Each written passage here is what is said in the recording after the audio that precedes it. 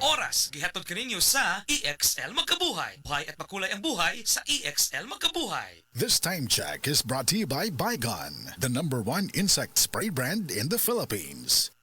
Daghan na kaayong natabangan ang Life Extension Vitamin D3 sa bisag kinsa man ang naay mga sakit. Ug atong paminahon ang mga testimonya nga nagpamatuod sa kaepektibo aning Life Extension Vitamin D3. Huli na salbida, naay diabetes ug high blood. Life Extension Vitamin D3 for longer life.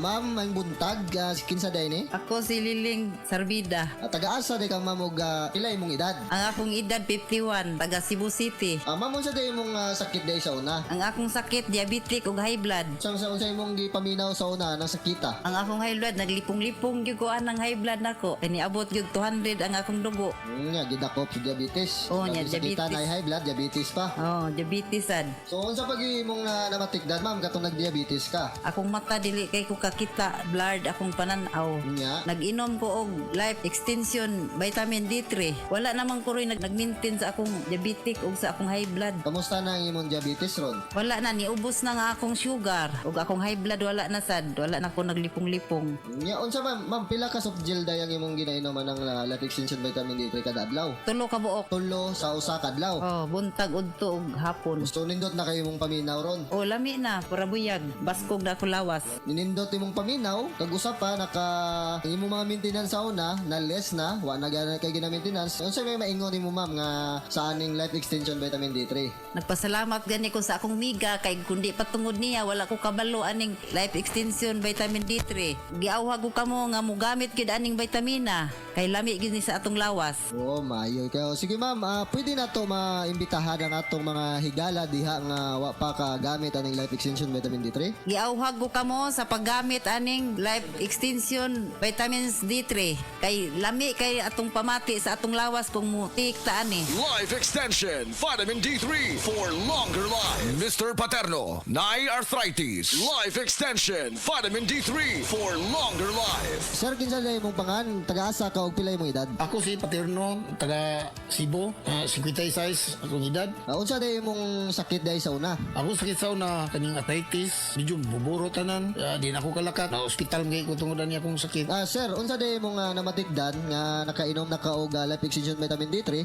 ug katungwa pa ka kainom og life extension vitamin D3? Ako na-unaan, pag inom na ko aning life extension vitamin D3, no, wala na akong sakit sa akong arthritis. Huguan, wala na murot, wala na main akong lawas ba, makalakat na ko. Sir, unsa day mong maingon sa life extension vitamin D3 ug asa day nimo sir na dunggan ning life extension vitamin D3? Kani nga akong nadunggan dihara sa radyo, nga pag hibaw na ko nga mayo na ang kuhan, ako din gipalit dito sa butika, mao ni akong gitumar na dayon, akong gi-maintenance. Pwede nimo maimbitar ang atong mga higala diha nga wa pa kainom og life extension vitamin D3? Paliw ko mga amigo na ko, testing ini, suway ini ang akong life extension vitamin D3 at mo'y nakapayo sa akong arthritis sa tanan akong ibati. Salamat sa life extension vitamin D3. Epektibo, sigurado, aprobado sa FDA Philippines ug FDA USA ug rekomendado sa mga medical doctors. The Miracle Vitamin Hormone. Life Extension Vitamin D3 for longer life. Mapalit sa mga butika.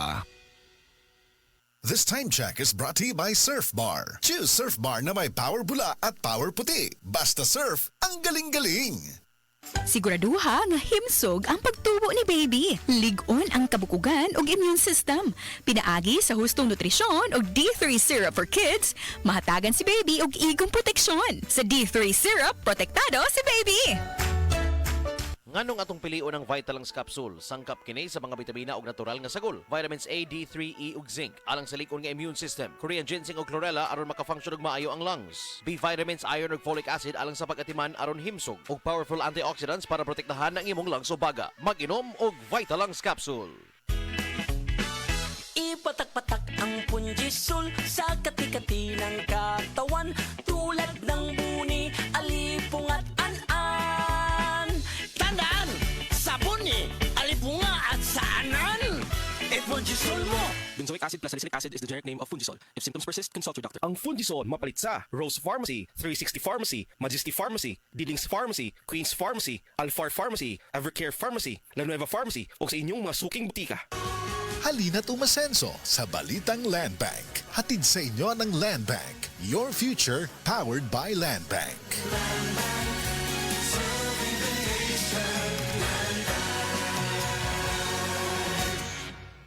Heart disease, pareha sa heart attack o cardiac arrest. Numero 1 nga rason kung aning namatay sa sakit dinhi sa Pilipinas. Mag Life Extension Vitamin D3 na mo. Rekomendado sa mga medical doctors. Aprobado sa FDA Philippines o FDA USA. Mapalit sa mga butika.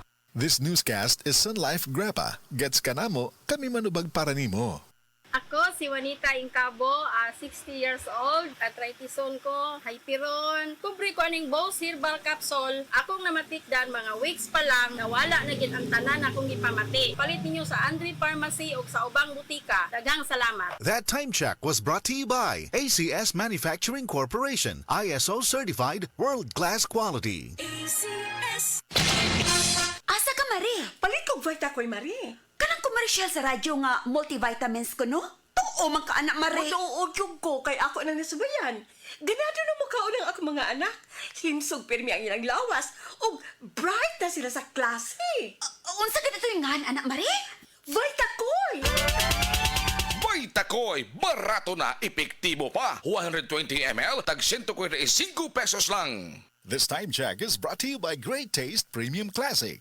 Sali na sa Great Taste Panalo Raffle Promo. Nakakaproblema sa paglibang? Mag-inom sa Super Fiber, the fast-acting colon cleansing product approved by the FDA Philippines. Garantisado nga epektibo. Sa duwahang tudbalo ka oras, imo na mapagawas ang higko nga makahatag ubas na utan ug makamatay nga sakit. Ang hugaw nga colon, ang una nga silent killer. Death begins in the colon. Mag-Super Fiber. Mas makita na itong mayong resulta kung ato ubanon sa pag-inom ang Life Extension Vitamin D3 kag Super Fiber. Para sa himsog kag maayong digestion, mag-inom kada adlaw sang Super Fiber. Mapalit sa mga butika. Pagbasa sa ikasyam na kabanata ng aklat ni Juan, pinagaling ni Jesus ang isang bulag, talata 1 hanggang 41.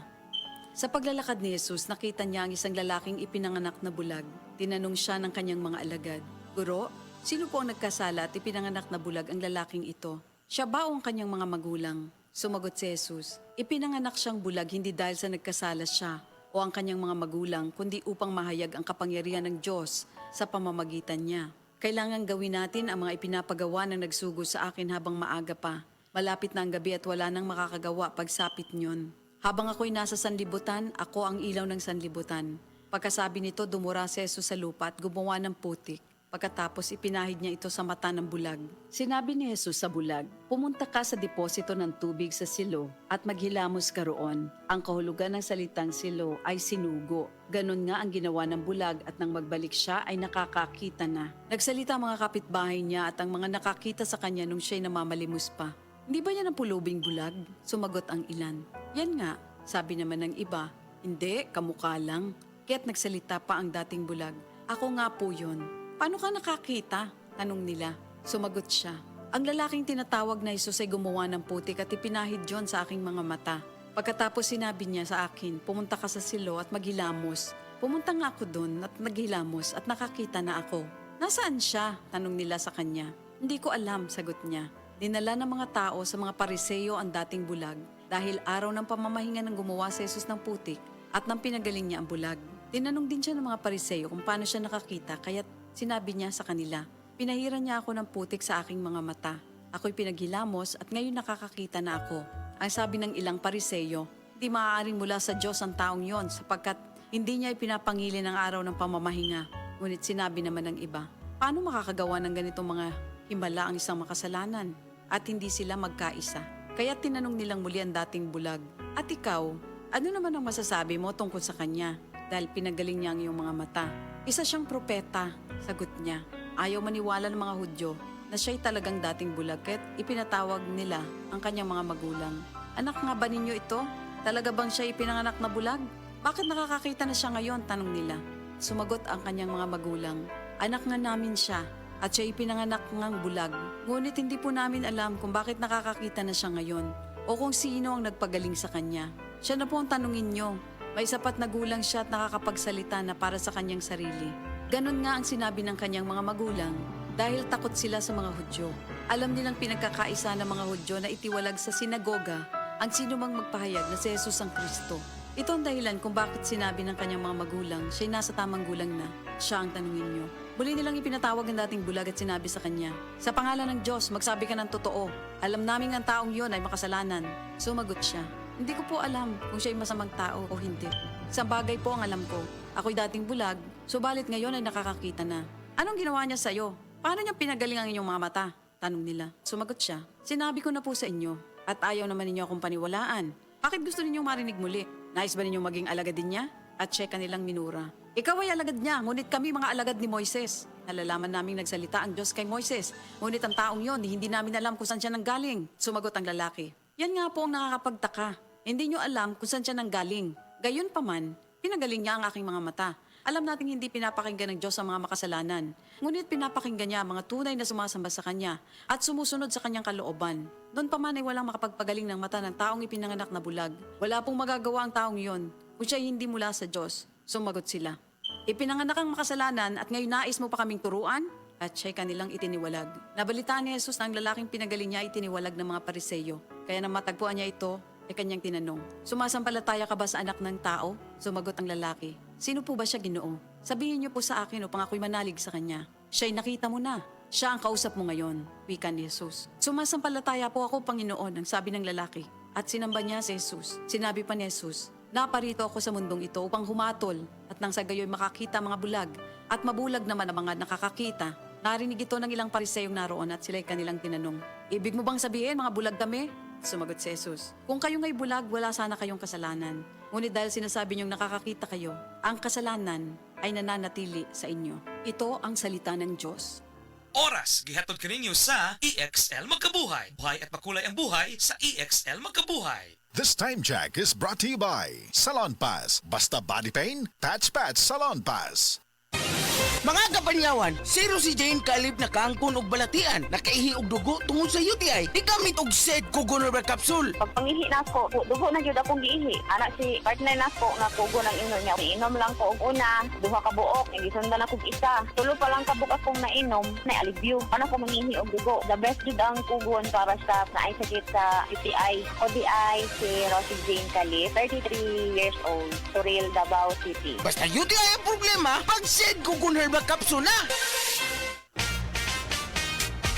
Mga igala, kini si Goliath. Aduna ko'y bagong na-discover nga produkto sa SED Marketing. Kini mao ang SED Panyawan Coffee. Lahi kini nga klase sa kape. Siguradong ganahan ka kay gawas nga lamian, isog, swabe ug espiso ang timpla niini. Ang SED Panyawan Coffee, usa ka timpla lang nimo, kontento ka na. O kini makabalagsik sa atong kalawasan. Busa, mag-SED Panyawan Coffee na kita. SED Panyawan Coffee, produkto sa SED Marketing Incorporated. Pag kayo'y nabasagan, madaling remedyohan. Pagkatapos dikitan, parang bago na naman. Pioneer Epoxy, pandikit ng kristal, kahoy at bakal, pang-repair ng radiator, tambucho, refrigerator, martilyo, kutilyo, gripo, araro, gero, aparador, pampatibay ng bangka, kisame, etc. Pioneer Epoxy, paborito ng bayan.